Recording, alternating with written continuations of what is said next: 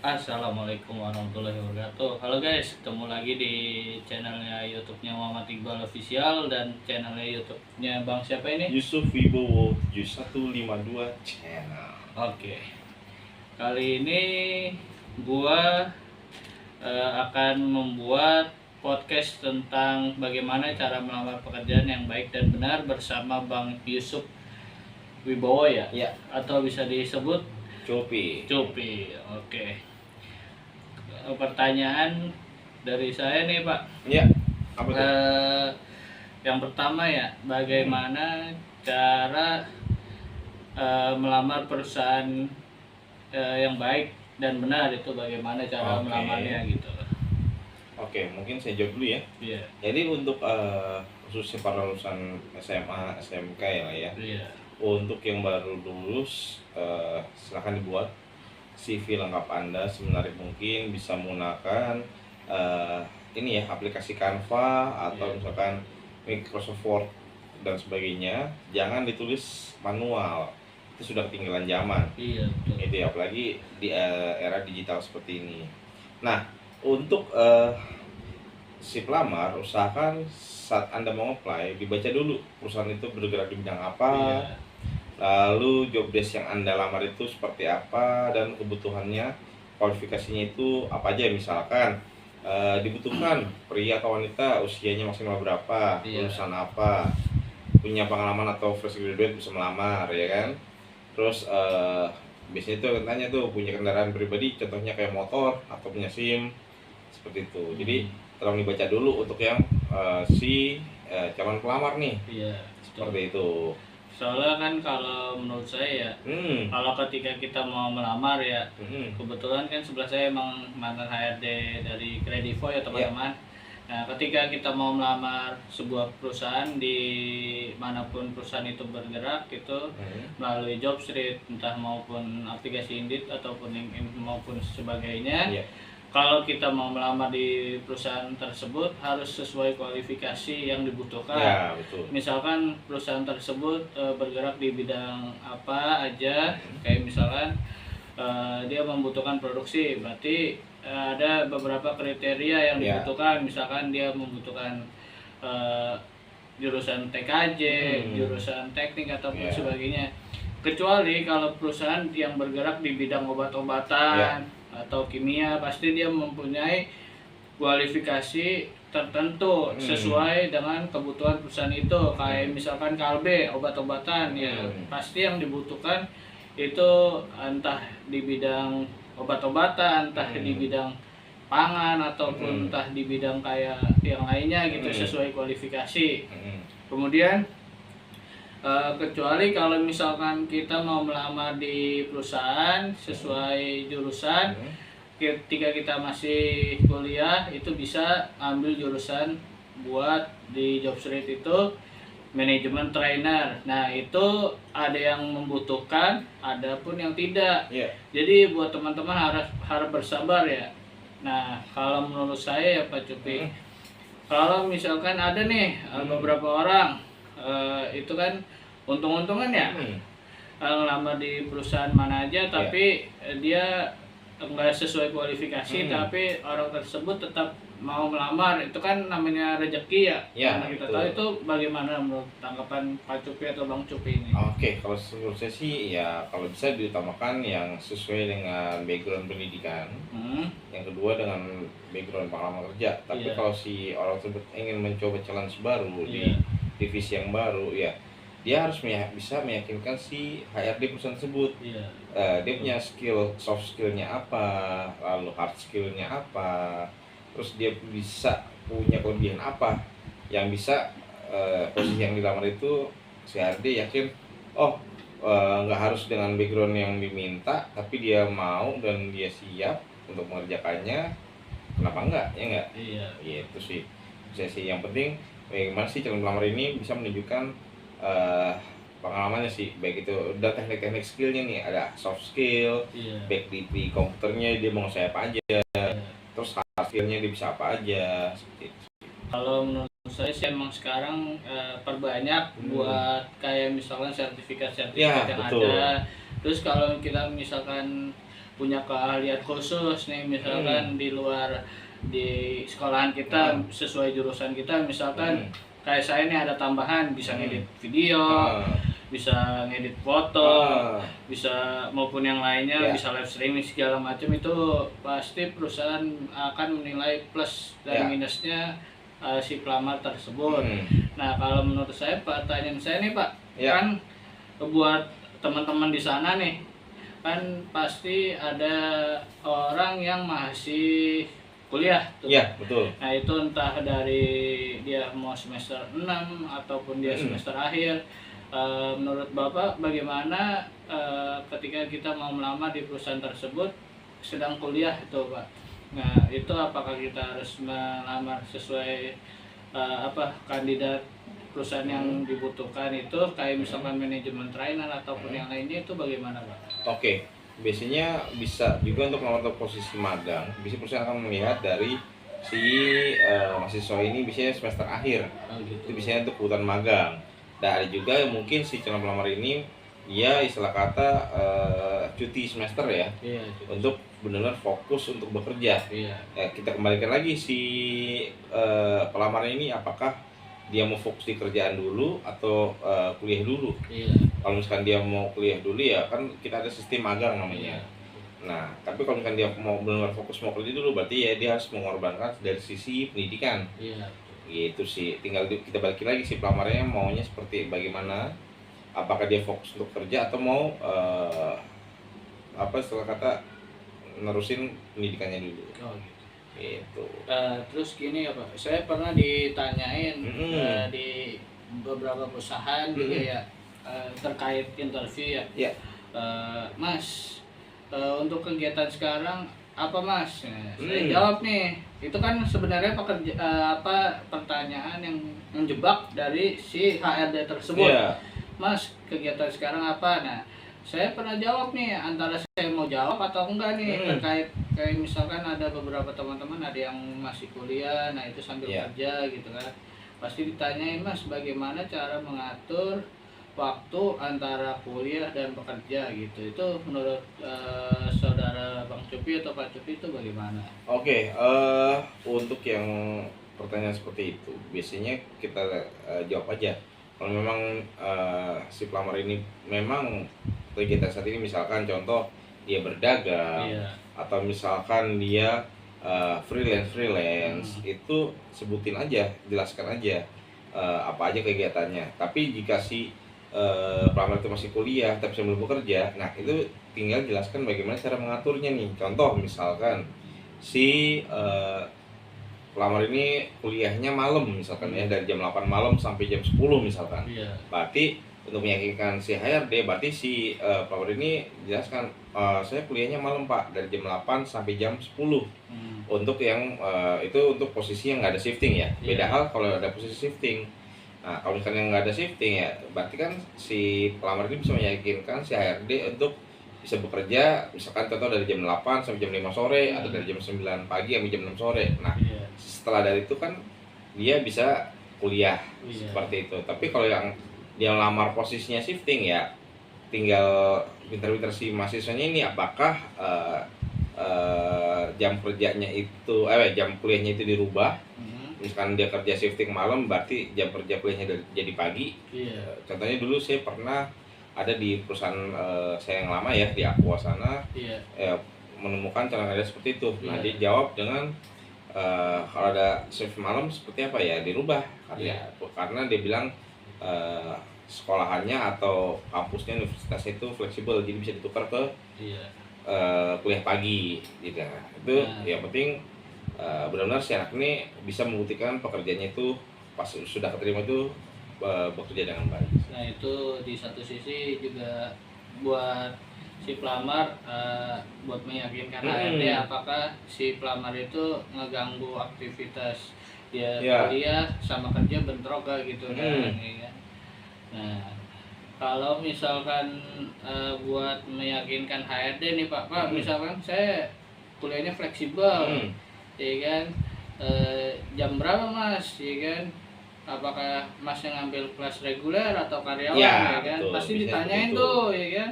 Nah, saya pernah jawab, saya kuliah kelas karyawan Pak, Heeh. di kelas malam. Cara ngatur waktunya bagaimana ya? Paling kalau misalkan ngatur waktunya, misalkan kayak kita kerjanya masuk malam, kuliah bisa pagi. Iya, betul. Kalau misalkan kerjanya masuk pagi, pulang malam, itu bisa di handle dengan kayak mengganti tugas-tugas atau membuat makalah, minta ke dosen yang bersangkutan gitu kan. Jadi pintar-pintar si calon pelamar ini nih untuk bisa menjelaskan dan meyakinkan si HRD-nya sih.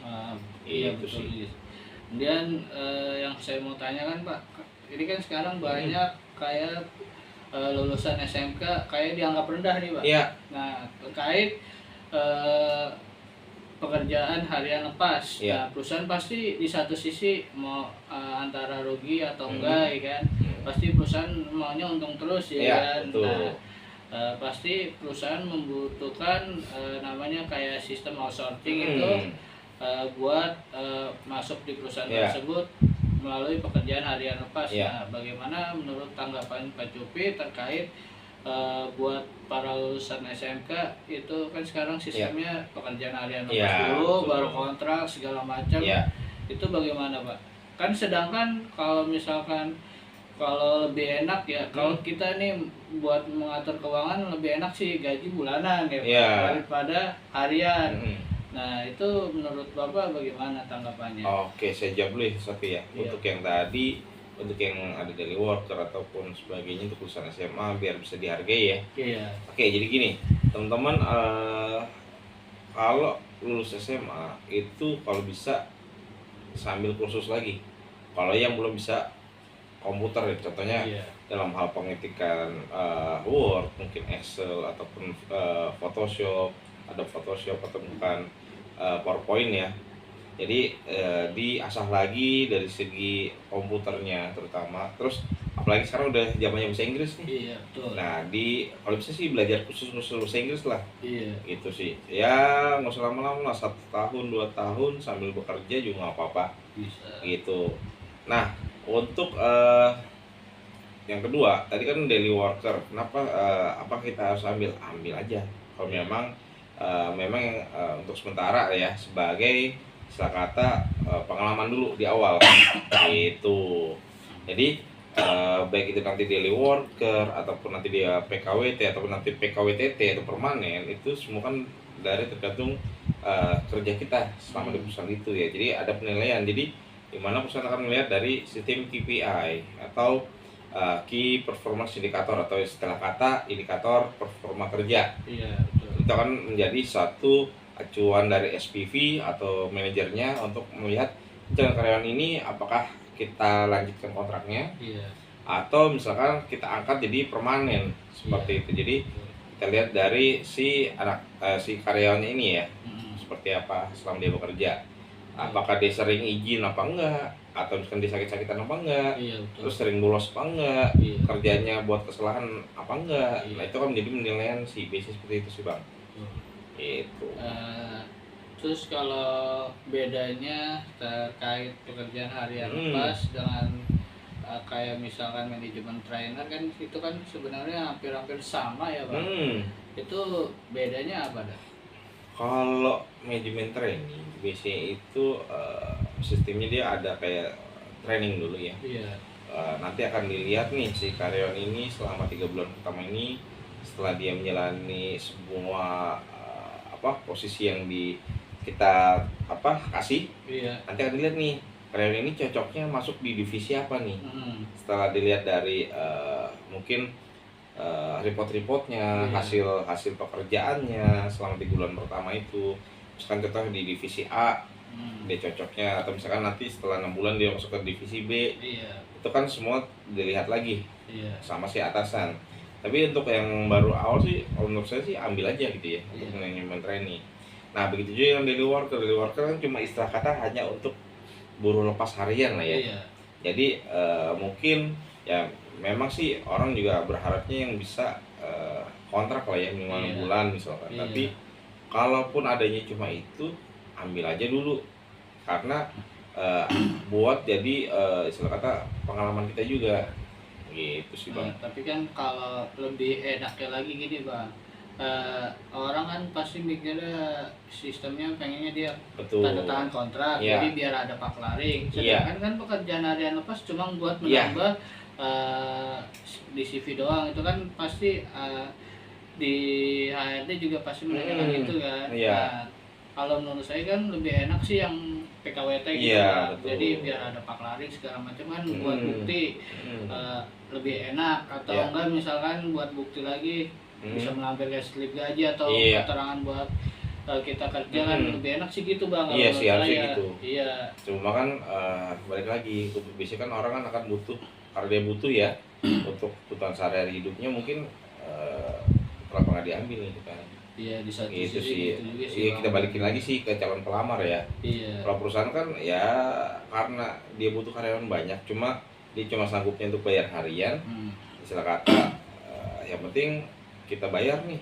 Iya. Situ mau kerja, ayo, enggak juga nggak apa-apa gitu kan. Iya. Itu sih Bang, biasanya seperti itu perusahaan yang di bidang industri kebanyakan Iya. seperti itu, kayak di pabrik-pabrik, karena tabrak kayak gitu. Tapi sih menurut saya sekarang udah agak sedikit berkurang ya dibanding yang sebelum-sebelumnya gitu. Iya. Ya karena kebijakan ini omnibus law juga sih ya, karena yang dulu mungkin orang banyak karyawan permanen, tapi karena semenjak ada omnibus law rata-rata tuh ya jadi pegawai kontrak. Nah, Jadi itu 6 kan bulan bagus tidaknya, kalau misalkan bagus ya diperpanjang, kalau Iya. enggak ya enggak gitu sih Bang. jadi itu lebih mempersulit buat pelamar sih, Betul, buat karena ada pelamar kebijakan baru pekerjaan. itu. Iya. Tapi ya mau gimana ya, kita hanya rakyat biasa. Ya Iya. dari sisi HRD ya kita kan menjalankan apa yang diminta oleh perusahaan, tapi dari sisi pelamar juga kan kita saling membutuhkan untuk bisa melamar di perusahaan itu. Iya, kalau menurut Abang nih, misalkan kayak lulusan SMK, S1 kan terkait perusahaan kebijakan pemerintah nih, dengan adanya kebijakan perusahaan omnibus law itu, menurut Abang apakah itu mempersulit buat pelamar mencari pekerjaan untuk sistem PKWT atau tidak, Bang? Kalau belum untuk si pelamar sih, menurut saya memang anggaplah saya jadi seorang pelamar ya. Iya. Dari sisi si pelamar ya mungkin agak memberatkan ya, karena siapa sih yang pengen orang itu dikontrak terus ya kan. Iya. Tapi kalau dari sisi si perusahaan kan mungkin akan diuntungkan, karena dia nggak perlu lagi bayar namanya pesangon. Iya. Ya kan. Tapi ya sebenarnya kita ngikutin sesuai undang-undang aja ya, dari pemerintahnya aja sih. Iya. Kita balik ke situ sih Bang. Itu sih. Kalau menurut Abang nih ya, tips and trik buat menghadapi pertanyaan dari HRD itu bagaimana Bang? Kan sekarang ada pertanyaan yang kayak misalkan menyebutkan, misalkan HRD menanyakan gini, coba Mas perkenalkan nama dulu, kemudian tinggal di mana, kemudian job desk pekerjaan sebelumnya apa aja, pengalaman kerjanya apa, terus kemudian HRD sempat nanya nih, kalau misalkan Masnya dibutuhkan di posisi ini, di lokasi ini, apakah harus kita ambil atau enggak. Kemudian ada juga nih HRD Bang menanyakan kayak misalkan berapa sih gaji pokok yang dibutuhkan Masnya, apakah itu alangkah baiknya apakah kita harus menyebutkan sesuai UMR penempatan atau kita menyebutkan nominalnya saja gitu. Oke. Kalau kita balikin lagi ya, karena ada beberapa perusahaan mungkin yang akan menyebutkan nominal. Iya. Ada juga yang tidak nih. Nah kalau kan disuruh nyebutin nominal, ya sebutin aja Bang. Gitu. Contoh gini, berapa sih gaji Anda sekarang atau current salary-nya? Iya. Ya, gaji terakhir saya misalkan 5,3 gross, berarti kan kotor tuh Bang. Nah, kalau juga yang 5,3 net. Nah, itu sebutin aja gaji terakhir. Terus yang diharapin berapa? Oke, saya nggak jauh-jauh, misalkan minimal setara dengan gaji saya yang terakhir. Maunya net apa gross? Kita balikin lagi sih calon pelamar gitu. Tapi perusahaan cuma sanggup cuma 4,9 misalkan. Gimana, mau ambil nggak? Tambahin lagi lah Pak, 5 juta. Jadi pasin lah gitu. Tapi kan ada ambil tengahnya, jadi kita ngambil solusi sebenarnya sih. Oh iya juga sih. Tapi kan ada plus minusnya juga Pak. Iya betul. Kayak misalkan kita nambahin dikit itu kan kalau menurut saya kan nggak sopan ya Pak. Iya. Itu gimana tuh? Kita balikin lagi sih, sebenarnya balik lagi ke perusahaan. Kalau emang perusahaan itu perusahaan bonafit dan membutuhkan, Iya. bisa dia kan ya udah kita ambil aja. Tapi bisa dinego nggak nih gitu kan, gitu sih. Terus ada juga kayak misalkan apa namanya, perusahaan apa HRD menanyakan, Mas, apakah Mas sudah menikah? Itu untuk laki-laki. Kemudian kalau misalkan kemarin saya dengar nih ada HRD menanyakan ke perempuan, Mbak udah nikah atau belum, ya kan? Nah udah Mas, ya udah Pak, misalkan jawab gitu kan. Nah apakah ada rencana untuk mbaknya untuk mempunyai keturunan atau enggak kedepannya gitu kan? Oke, Itu paham. bagaimana menjawabnya? Oke, jadi gini, misalnya dari CRD nanya tersebut ya, kalau untuk sisi laki-laki ya biasanya kan ada tanya untuk ada rencana nggak? Kalau memang ada rencana sebutin aja. Misalkan tahun depan Pak, ya biasanya perusahaan akan memberikan hak cuti untuk menikah itu biasanya minimal 3 hari. Oh gitu. Gitu. Jadi nggak apa-apa. Tapi kenapa kalau pas yang ditanya adalah si wanita, biasanya perusahaan akan menimang-nimang nih untuk bisa menerima si karyawati tersebut. Karena satu, kalau dia sudah menikah, berarti kan dia akan izin nih kalau dia punya anak nih. Anak saya sakit Pak, anak saya misalkan harus ngantar anak sekolah Pak, dan atau misalkan anak saya demam dan sebagainya. Biasanya si perusahaan akan menimang-nimang nih dari sisi si pelamarnya, karyawati ini misalkan bilang oke Pak, nggak masalah, saya punya suami, saya punya anak, tapi misalkan anak saya ada yang ngurus, atau misalkan anak saya diurus oleh ibu atau ibu mertua saya misalkan. Itu meyakinkan si perusahaan karena akan mengambil karyawati tersebut, karena mikir ini karyawan ini nih pasti nggak akan banyakkan izinnya nih gitu. Karena kan kalau kebanyakan izin pasti akan mengurangi dari produktivitas si karyawati atau karyawan tersebut. Seperti itu sih. Jadi jelasin aja seperti itu sih. Kalau untuk yang dari sisi HRD menanyakan seperti itu, biasanya dia HRD akan mempertimbangkan sih, khususnya untuk yang karyawati ya. Gitu. Tapi kalau untuk yang karyawan biasanya kan nggak masalah ya, mau dia nikah ataupun single. Ya paling bedanya hanya kalau si karyawan yang sudah nikah itu biasanya ya paling izin kalau misalkan istrinya sakit, tapi kan nggak sesering yang karyawati. Karena kan karyawati kan ada namanya siklus menstruasi. Di situ hari pertama bisa kan izin tuh. Nah, itu menjadi pertimbangan juga tuh. Gitu. Tergantung dari si karyawan tersebut. Iya betul. Tapi tetap aja jawab aja nggak apa-apa. Gitu. Yang penting bisa meyakinkan, betul. Jadi yang penting bagaimana si pelamar ini bisa meyakinkan si HRD ini kalau dia keterima, dia nggak akan mengganggu aktivitas si perusahaannya. Gitu sih Bang. Gitu. Itu sih. Oke deh, mungkin sampai di sini aja podcast saya. Oke, mungkin gini Bang, saya tambahin dikit ya. Boleh, silakan. Untuk yang para pemula nih, misalkan HRD masang postingan ya, baik itu di Facebook, Instagram, LinkedIn, atau job portal lainnya seperti Jobstreet dan sebagainya. Saat Anda WhatsApp, itu jangan P aja. Nggak sopan tuh. Emang pape papa. Papa. Bilangnya gini, Assalamualaikum atau selamat pagi, selamat siang, selamat sore, Bapak atau Ibu HRD. Apa betul saya lihat dari lowongan iklan yang ada di mana, sebutin membutuhkan posisi A, B, C. Jika benar, saya ingin mengirimkan CV saya melalui WhatsApp ini. Itu lebih baik teman-teman, karena ada attitude dan sopan santunnya. Nah, jangan lupa juga menyebutkan namanya. Betul, kan? Nama saya siapa, betul. Gitu, jangan asal P, gitu kan. Mau itu dia ceknya kapan, mau betul. Itu dia lihatnya kapan, mau dia checklist buat birunya kapan, itu yang penting kita udah buat etika dan sopan santunnya betul sekali, untuk menunjukkan WhatsApp ngirim ke HRD itu lebih baik gitu. Lebih baik. Jadi si HRD kan juga akan membaca ya. Kalau cuma Pak P doang, biasanya langsung di-delete tuh Bang. Benar, langsung diblokir nomor. Wah, ini siapa sih? Betul. Kenal banget, betul. Sok-sokan banget ya kan? Teman bukan, saudara bukan ya. Kecuali kalau pakai orang dalam boleh. Betul. Boleh. bisa.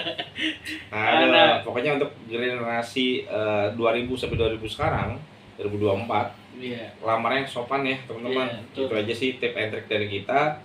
Terus kalau bisa CV-nya dibikin serapi semenarik mungkin, baik itu entah pakai Word atau PowerPoint, entah pakai Canva, dibikin PDF. Pokoknya dibikin semenarik mungkin. Gitu sih. Oke, mungkin dari kita itu aja dulu ya. Untuk dari kita itu aja.